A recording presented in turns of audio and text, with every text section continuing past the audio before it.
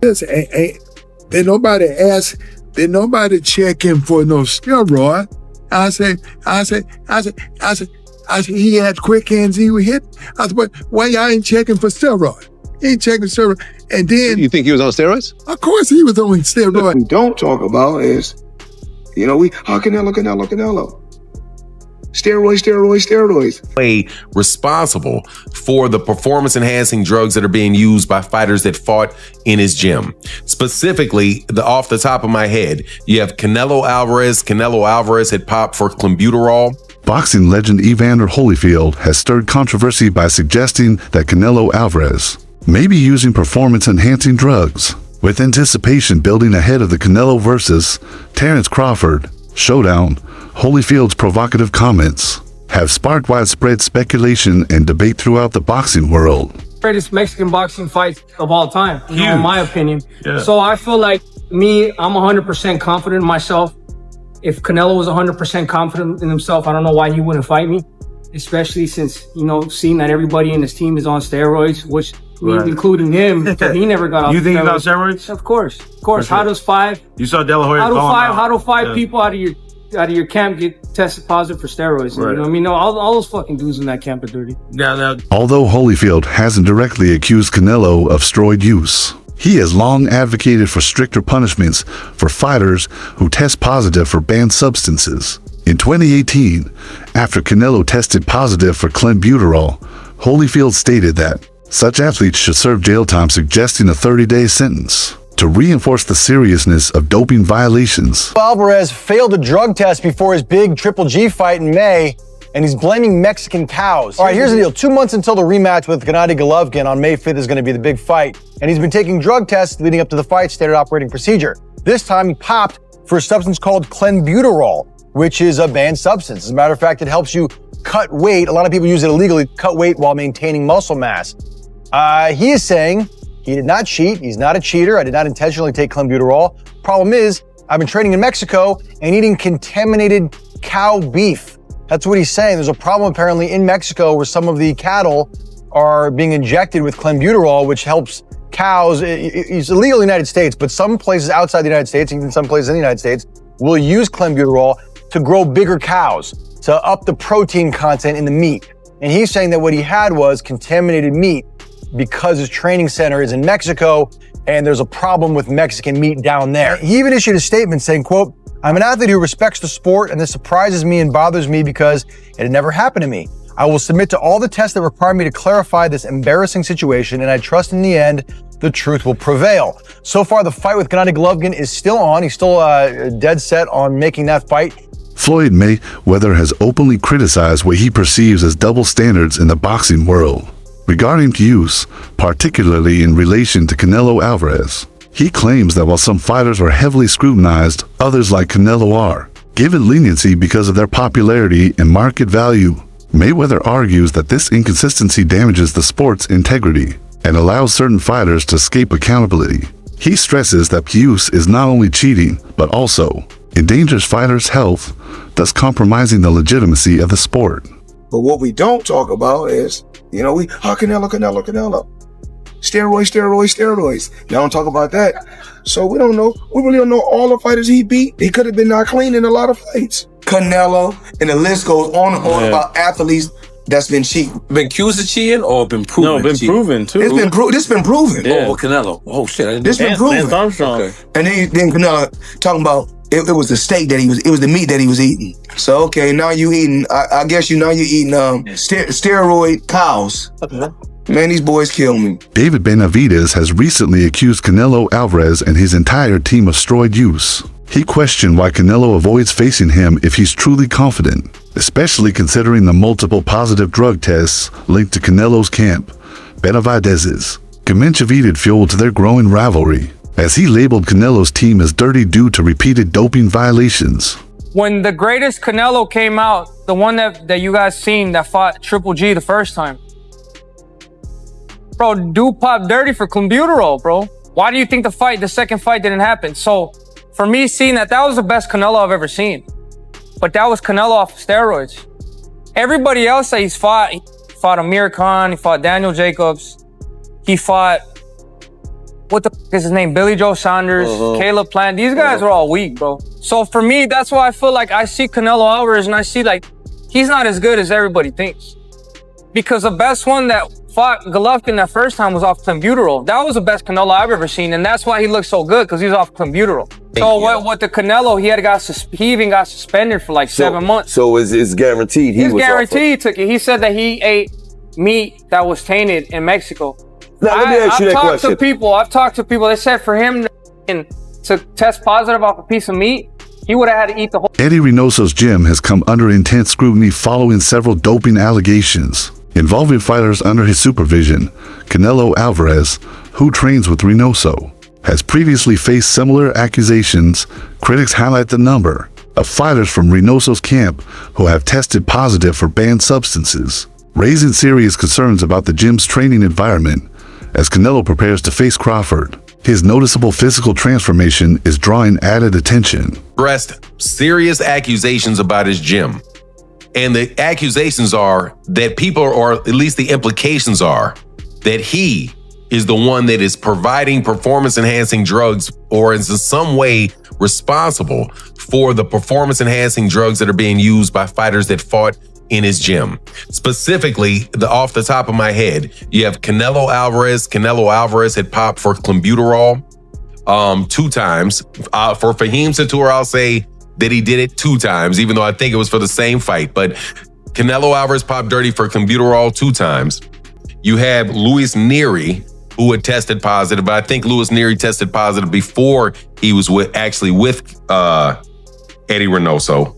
Then you have Ryan Garcia, who popped dirty after he left Eddie Reynoso and went over to Derek James. And then you have Oscar Valdez.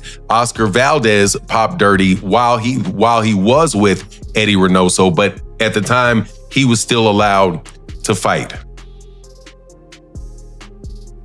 You also clearly see that you have an issue with the fight that's coming up with Canelo Alvarez and Terrence Crawford, in that you have one guy that tested positive and you have another guy that looks like he's using in order to get up and continue to climb up weight classes.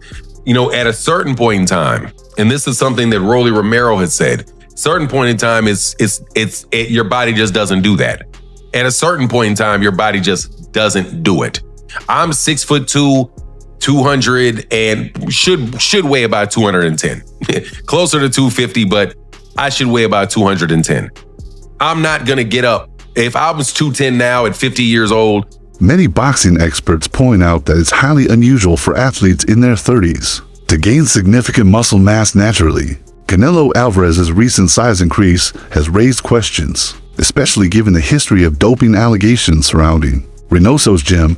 Multiple fighters under Reynoso's guidance have failed drug tests, which has cast a shadow of doubt over Canelo's transformation and the training methods being used. Muscle as if I'm juicing. If for a 30-year-old, right? You remember, your body grows. Men's body can grow in height and length up until to the extreme in your 20s. By the time you're 20, your height and all that stuff is there, right? Your height and your length. In your mid-20s, you know, by the time you're 29, your musculature is pretty much there. It gets harder to gain and put on muscle after 30. In a recent episode of the Joe Rogan Experience, Joe Rogan discussed Canelo's history with PEDs, including his failed test for clenbuterol. He emphasized the importance of transparency in the sport and called for athletes to uphold its integrity. As Canelo prepares to face Crawford, Rogan's comments have reignited public skepticism. Many boxing fans, remembering Canelo's previous suspension, see the new allegations as a continuation of past concerns rather than a surprise. What up, everybody? It's your boy MC from MCTV. I wouldn't be surprised if Canelo Alvarez is on steroids right now as we speak and is going to be fully juiced with something that hasn't even hit the market yet. Think about it. He's pretty much a billionaire. He has access to everything. Evander Holyfield has also expressed deep admiration for Terrence Crawford's skill set, especially his power and versatility. He praised Crawford's ability to switch seamlessly between orthodox and southpaw stances, making him unpredictable and difficult to counter. Holyfield noted that this adaptability forces opponents to constantly adjust, comparing it to the necessity of adaptation in life. He believes Crawford's unique style and quick reflexes make him a truly dangerous and well-prepared challenger. Going left-handed or right-handed, how do you deal with someone like that? Well, I don't know. Did nobody switch up on me a lot, so it's hard for me to say, but I know life is about adjustment. You have to make adjustment. To be successful, adjustment is always gonna be the difference between how far you gonna go. And this is the last one, because I just thought of something. Obviously, Fury Usyk, a lot of people are talking about for undisputed.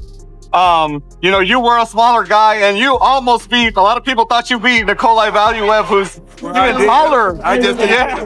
Even taller than Tyson Fury. How does the small guy Usyk defeat a tall guy like Tyson Fury? Crawford's longtime trainer, Brian Bomack McIntyre, has voiced strong confidence in their fight strategy. He stated that their preparation has been thorough and intentional, with every detail accounted for, while acknowledging Canelo's strengths. McIntyre believes Crawford's adaptability and tactical mindset will allow him to neutralize the size and power advantage Canelo brings to the ring. I'm confident that he's going to get the victory. Second of all, I'm just happy for him and the team. So the world can see once again why he considered the best pound-for-pound fighter in the world. There was many a time where he was maybe struggling to get certain fights, and then he had to almost kick that door down. Is it nice to see him sort of getting the fruits of his labour now and getting that generational wealth off the back of what is, obviously it's a hard career boxing, you don't get given anything. Definitely good to see him get, like you say, fruits of his wealth. Get me fights that, again, will show the world why he's the best fighter in the world. Show the world why he's the best fighter in the world. I'm just happy for him, man. Nico Ali Walsh, grandson of the legendary Muhammad Ali, has shared insights into Crawford's preparation. Walsh revealed that Crawford has been sparring with much larger opponents to simulate the pressure and strength Canelo will bring. This strategic approach, according to Walsh, highlights Crawford's dedication to adapting both his physical conditioning and technical skills for the super middleweight division. It's a testament to how seriously Crawford is taking this challenge. 20 people with Canelo before Canelo's last fight, but then after Canelo's last fight, it seems like it's more 50-50 now. So everything is just the build-up for that fight is just going to be absolutely magnetizing. Like that fight, it's garnered so much more buzz after Canelo's last fight, and Bud is Bud.